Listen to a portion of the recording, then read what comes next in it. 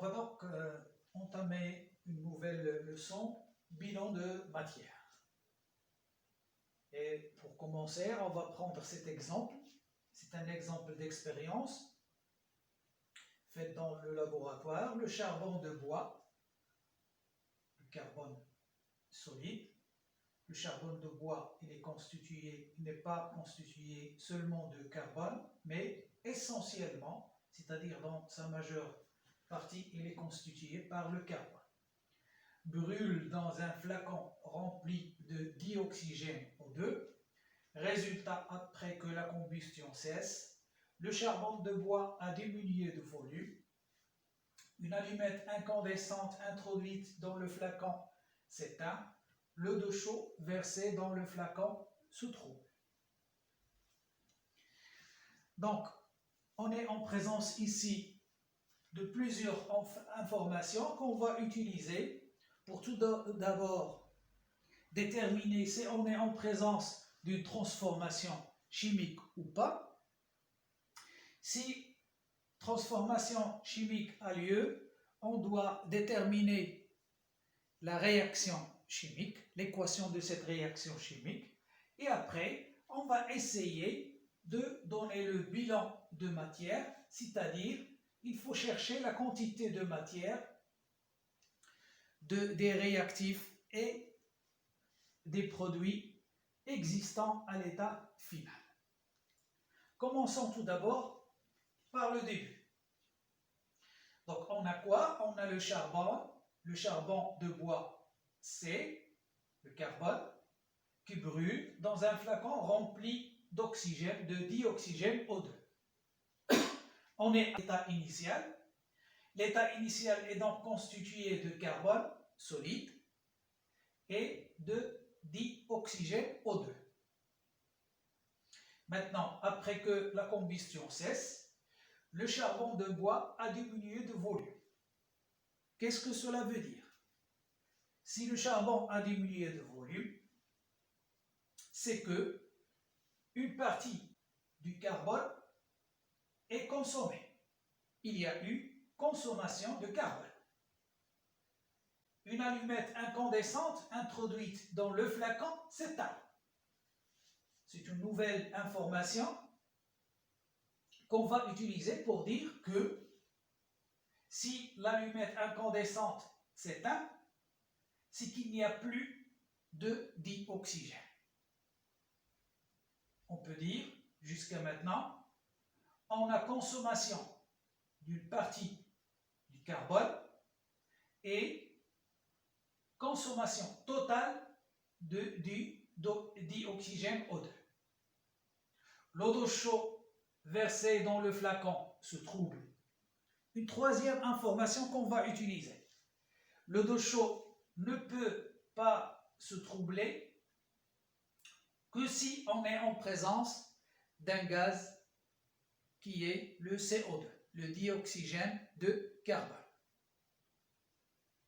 On voit bien qu'ici, qu'on a passé d'un état initial où il n'y avait que du carbone C solide et du dioxygène O2 vers un nouvel état où on va avoir une partie du carbone qui va rester et la totalité de O2 qui va disparaître, laissant apparaître une nouvelle espèce chimique qui est le CO2.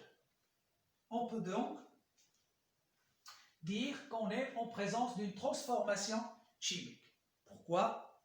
Parce qu'on est passé, on a évolution d'un système chimique.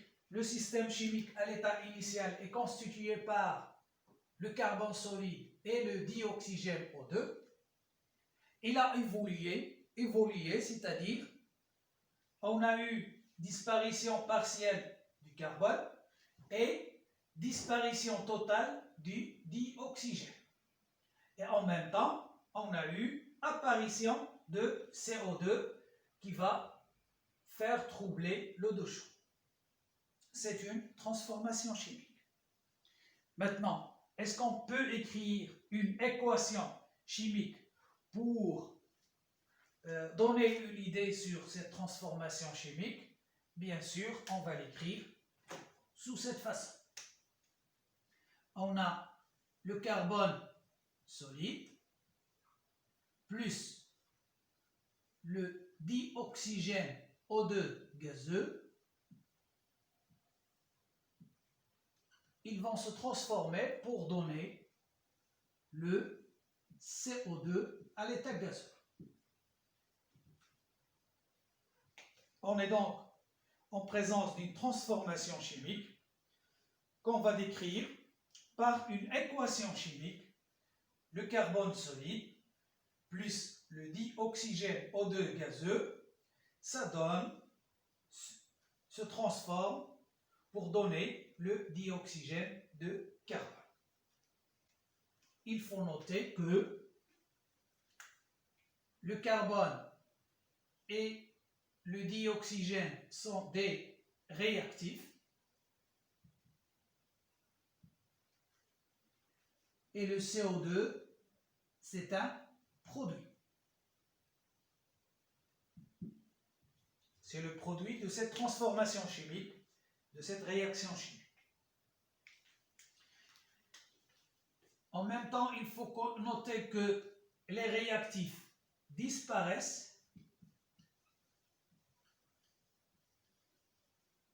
soit totalement, soit partiellement, et que le produit, ou bien les produits d'une façon générale, apparaissent.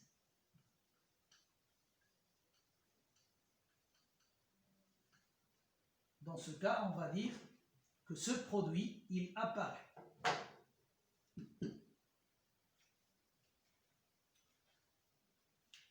Donc, disparaître, cela veut dire qu'une quantité de matière des réactifs va diminuer.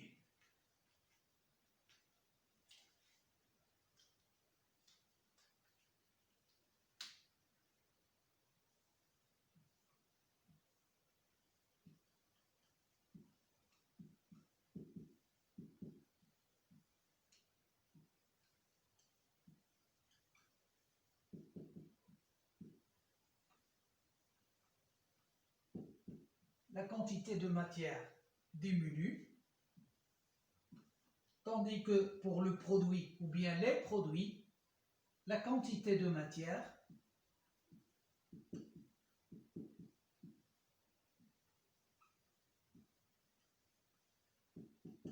augmente.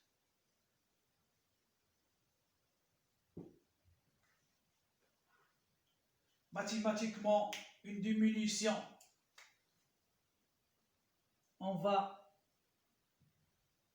pour une diminution, on va appliquer la soustraction, moins, et pour une augmentation, on peut la décrire par une addition. Donc, d'une façon générale, les réactifs disparaissent. Cela veut dire que leur quantité de matière diminue, tandis que pour les produits apparaissent. Dans ce cas, on a un seul produit, donc il va apparaître. Cela veut dire que sa quantité de matière augmente.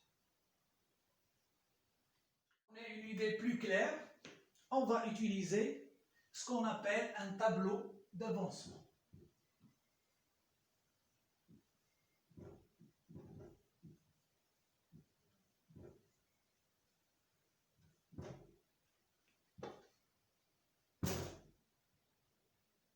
On va écrire ici la réaction ou bien l'équation chimique.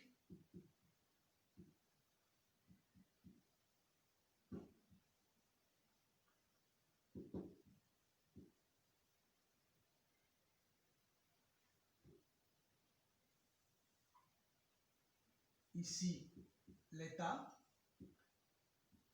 et l'avancement.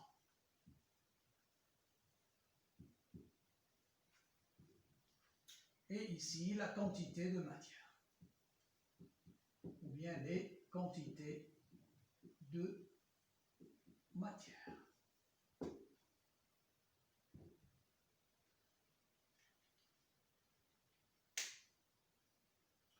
On va commencer par l'état initial. L'état intermédiaire, ou bien au cours de la réaction, et l'état final. Ici, on va écrire l'équation, c'est le carbone solide plus O2 gazeux qui va se transformer en CO2 à l'état gazeux.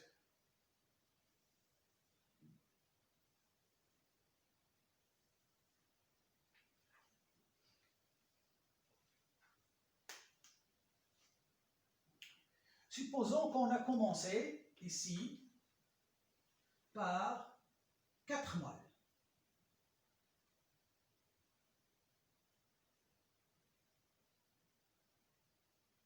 4 moles de carbone et 3 moles de dioxygène. À l'état initial, le CO2 n'était pas présent. Donc sa quantité de matière est nulle. On peut lire cette équation chimique de plusieurs façons.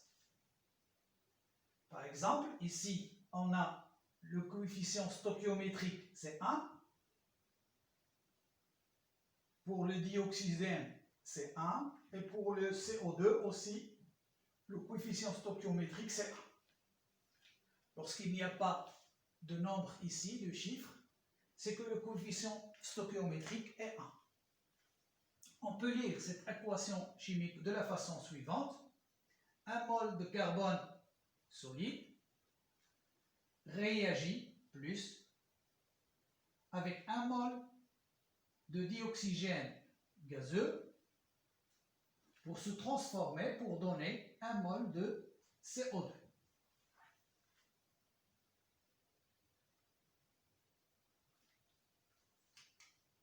À l'état intermédiaire,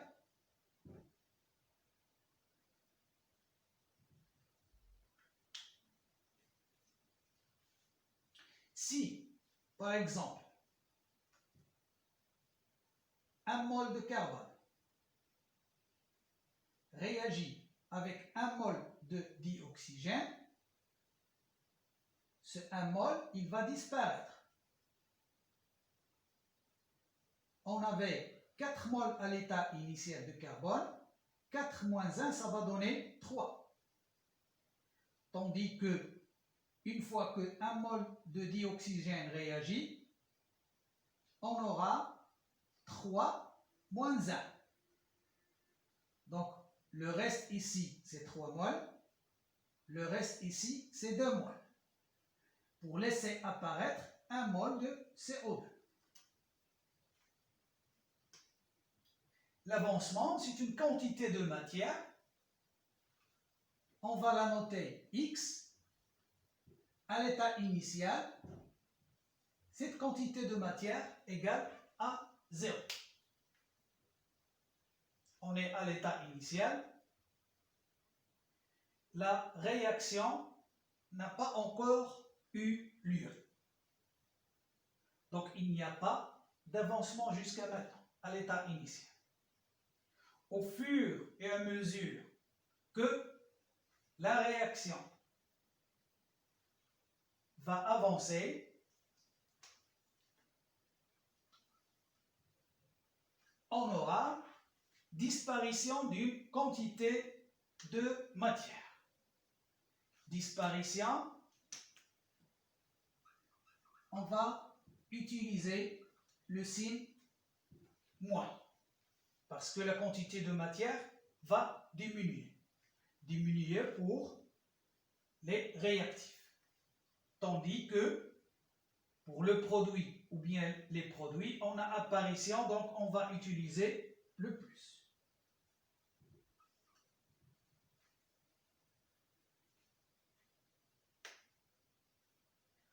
On va multiplier maintenant le coefficient stoichiométrique par X. Le coefficient stoichiométrique est 1, multiplié par X, ça va donner X. On fait la même chose pour le dioxygène. 3 moins 1 fois X. Ici, le coefficient, c'est 1. 1 fois X, c'est X. Donc, cette case va représenter la quantité de matière de carbone à l'état intermédiaire. X, c'est un inconnu, ici, et il représente la quantité de matière qui va disparaître. Donc, pour 1 mol de carbone qui disparaît, on aura 1 mol de O2 qui disparaît pour laisser apparaître 1 mol de CO2. D'une façon générale, pour X mol de carbone qui va réagir, qui va disparaître, X mol de O2 va disparaître pour laisser apparaître X mol de CO2. Donc la disparition est représentée par la soustraction. Donc ici, on a disparition de X mol de carbone à l'état intermédiaire. Disparition de X mol de O2 à l'état intermédiaire.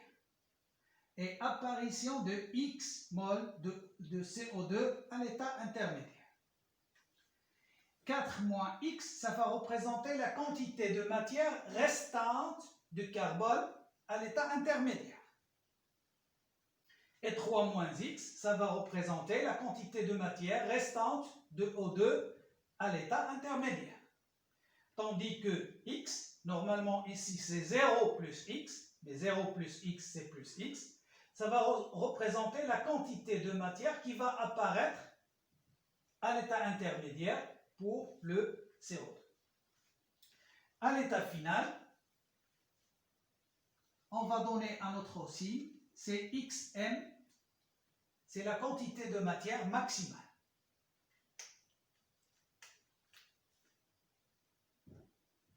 Donc on commence toujours par la quantité de matière de chaque espèce chimique à l'état initial, auquel on va soustraire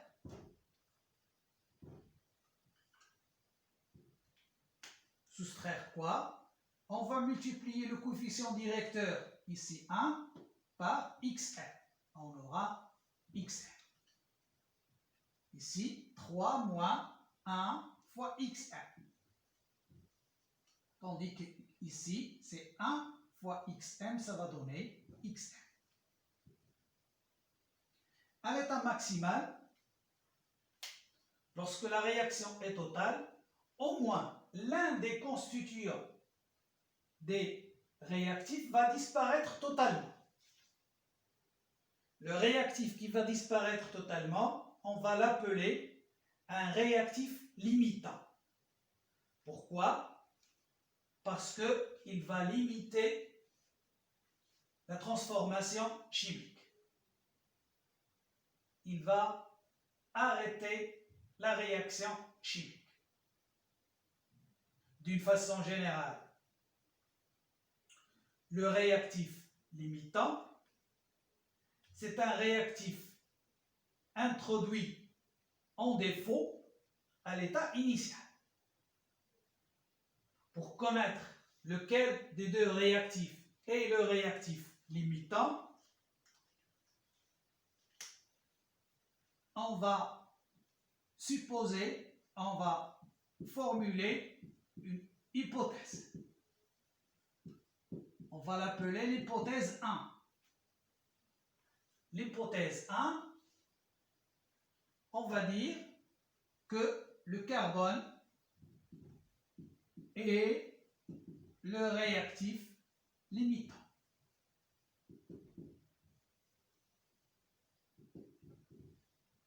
En se basant sur cette hypothèse, si le carbone est le réactif limitant, c'est que sa quantité de matière à l'état initial va s'annuler. Dans ce cas, 4 moins xm, je vais ajouter 1, c'est-à-dire dépendamment de l'hypothèse 1, égale à 0. Ce qui implique que x max 1 égale 4 mol. Donc, selon l'hypothèse 1, xm1, x max 1 égale à 4 mol. Maintenant, on va formuler une deuxième hypothèse. C'est l'hypothèse 2. Dans cette hypothèse, on va supposer que O2 est le réactif limitant.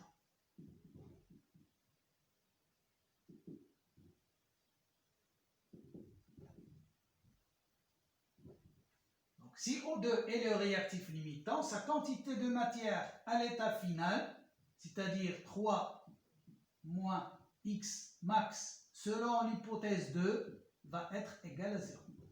Dans ce cas, x max 2 égale à 3 mol. À la fin, on doit trancher. Lequel des deux hypothèses est le vrai? Dans ce cas, on doit comparer les deux résultats. L'hypothèse qui va aboutir à un avancement minimal, c'est l'hypothèse vraie. Dans ce cas, qu'est-ce qu'on a? X max 2, qui est égal à 3, est inférieur à x max 1. Donc, premier résultat, O2 est le réactif limitant. Cela veut dire que l'hypothèse 2 est vraie, tandis que l'hypothèse 1 n'est pas vraie. Et si O2 est le réactif limitant, la vraie valeur de x max, c'est 3 mol.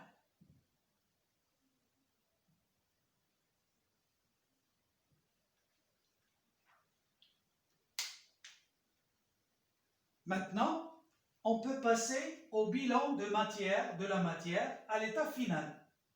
Il suffit de remplacer xm par 3 mol dans chaque case de l'état final. Donc la quantité de matière finale du carbone, c'est 4 moins 3, ça va donner 1 mol. La quantité de matière de O2 à l'état final, c'est 3 moins 3, ça fait 0, c'est-à-dire disparition totale de O2. Et à l'état final, la quantité de matière de CO2 à l'état gazeux, c'est X max, c'est-à-dire 3 mol. On vient donc de donner le bilan de matière de cette transformation de la réaction entre le carbone solide et O2 à l'état gazeux qui vont aboutir à la formation du dioxyde de carbone à l'état gazeux.